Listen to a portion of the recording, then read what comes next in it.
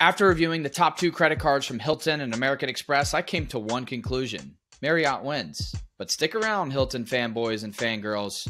I promise there's some value in this video. Are you the type that likes an upgrade? You know, a nicer car, a bigger house or nicer apartment, maybe even an upgrade with your significant other. God, I hope my wife isn't watching this. Well, credit cards are like that in a lot of ways. We get a brand new card, we're excited about it, we spend on the card, we get the welcome offer, and then they just go into the sock drawer. But there are some cards that are true staples in our wallet. You know, the diamond in the rough, like my wife.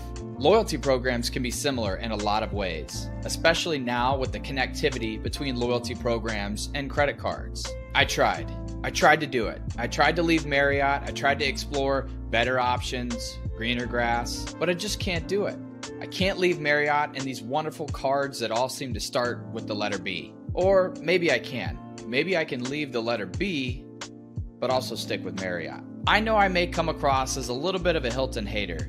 Maybe I am just a little bit. But in all seriousness, I've stayed at Marriott properties dozens of nights per year for work and another dozen or so on average for vacations. So I'm trying to analyze what's best for me based on convenience, quality, and competitive pricing. I'm not bashing Hilton or any other chain for that matter, and I think these Hilton cards are powerful and can be really powerful if you're spending a lot on these cards. But when it boils down to credit cards and taking on another annual fee and the credits and benefits that come along with it, this is my perspective and what card would bring the most value to me without creating the most additional work. And I'm not just chasing welcome offers at this point, even though that seems to be the popular thing to do, and these Hilton cards come with pretty decent welcome offers. To quickly recap these Hilton cards, first, the Surpass card. To me, this is a bit overhyped, but I do see some value in this card. And the free night award is uncapped. You need to spend $15,000 in order to achieve it. Aspire card is one of the best hotel cards on the market. I will give it that.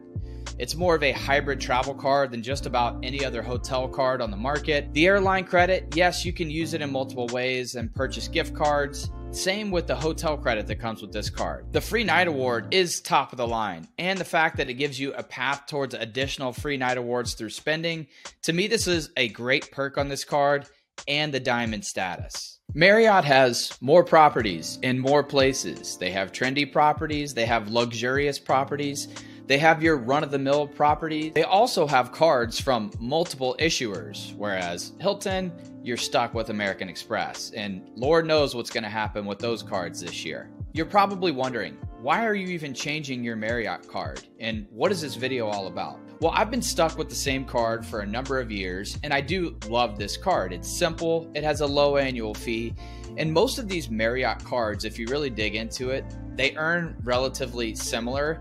It's really more about what level of status you are with Marriott, whether you're earning 15x, 18.5x, 21x, or above. There are some differences with these higher tier cards with Marriott, as there are with the Aspire. With this Brilliant card, it does give you a path towards top tier status with Marriott. It gives you 25 elite night credits on the year, a free night award that's higher than the Boundless or these other lower tier cards at 85,000 points, and you can tack on another 15,000 of your own. You do get priority pass with this, which is a nice benefit, but does overlap with what I get from some of my other cards. And it gives you platinum status, which I already have. TSA pre-check credit, already have it.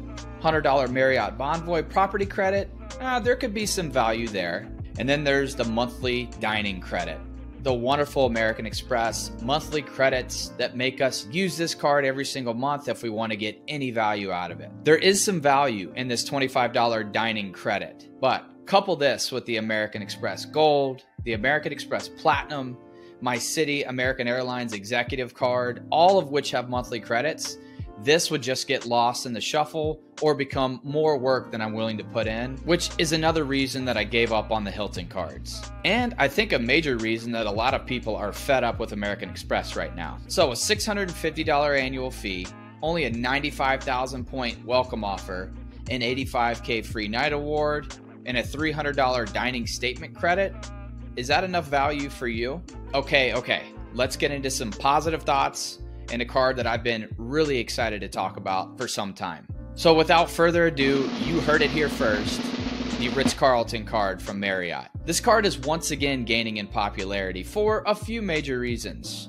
First, the expansion of the Chase Sapphire Lounge network and the fact that this card gets you in. Second, the fact that you can't directly apply for this card. There's a little bit of a nostalgia around it. And third, they just brought back a metal version of this card. So in order to get this card, you have to hold another Marriott card from Chase and have that card for at least a year to product change over to the Ritz-Carlton card. And it just so happens that I have the Boundless card and it's time for an upgrade.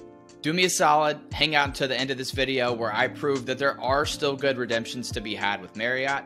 You just need to know when and how to look for them. This is a Visa Infinite card, so it's packed with trip protections and benefits. It comes with a $450 annual fee, but there are some easy ways to get more than 2x the value back. The status this card grants you is one tier down from the Bonvoy Brilliant, this being gold status, and you can earn your way to status through spending with this card. So with that one tier down in status, your multipliers on your earnings are slightly less, this being at 18.5x. versus the 21x that you could get with the Bonvoy Brilliant. The Ritz-Carlton card does come with the $100 property credit, just like the Bonvoy Brilliant for St. Regis and Ritz-Carlton properties based on a minimum 2-night stay. But unlike the Bonvoy Brilliant, this card comes with 3 Ritz-Carlton club passes on any paid stay at a Ritz-Carlton property, which is not like walking into a club lounge at a JW or a Marriott or a Sheraton. This is definitely a step above. You do receive a TSA pre-check or global entry credit here.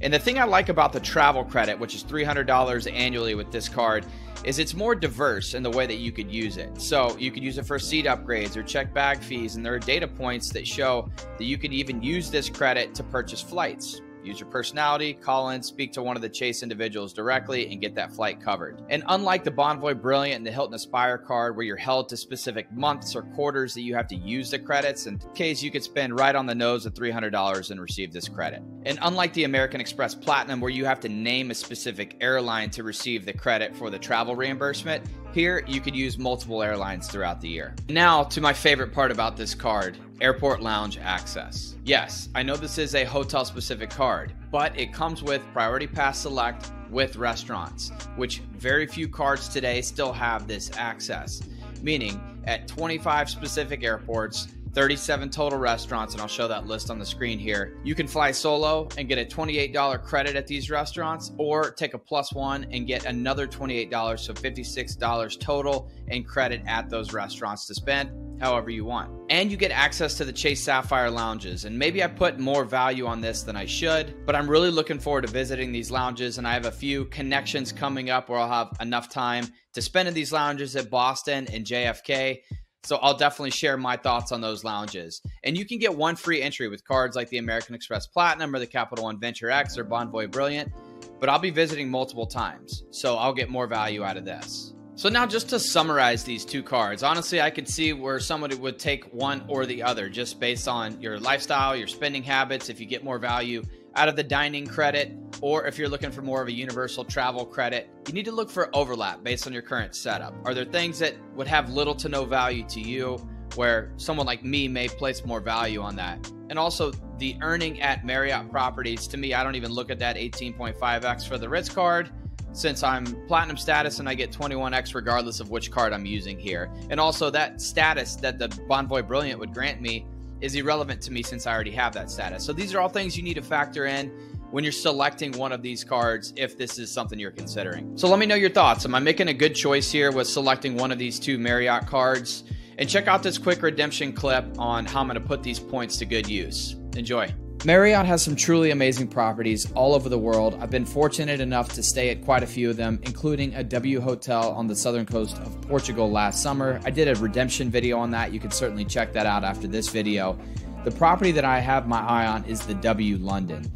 London is very expensive, and I'm looking at leveraging one of these credit cards, whether that's the Brilliant or the Ritz-Carlton card, for that 85K free night award. Plus I can tack on another 15,000 points if I want. The W London, and I'll just show you just a few of these photos. It is centrally located. It's a beautiful property. Feel free to check those one out in more detail if you want to. Like most things in London, this hotel is overpriced. This one being just north of £700 per night at their lowest level rate that's showing here. So with the conversion at 1.27 to 1, that's just over $904 US per night for this hotel. So now looking at the points required for this redemption, this one being just over 270,000 points for the 3 nights, that averages just over 90,000 points per night. So what I'm going to do here is I will quickly pull up the calculator and show you at $904 per night times 3, just to show everybody my math. This is just over $2,700 for the 3 nights, which I would never pay out of pocket.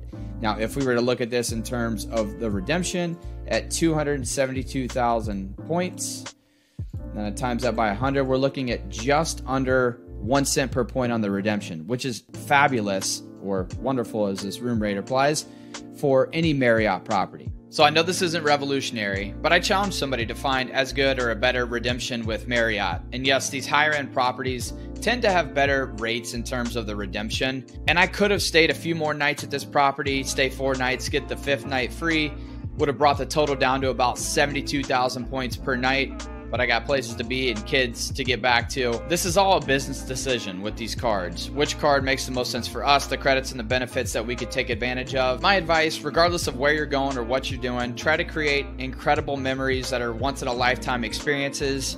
Make sure you spend wisely and on the right credit cards, redeem those points, and until next time.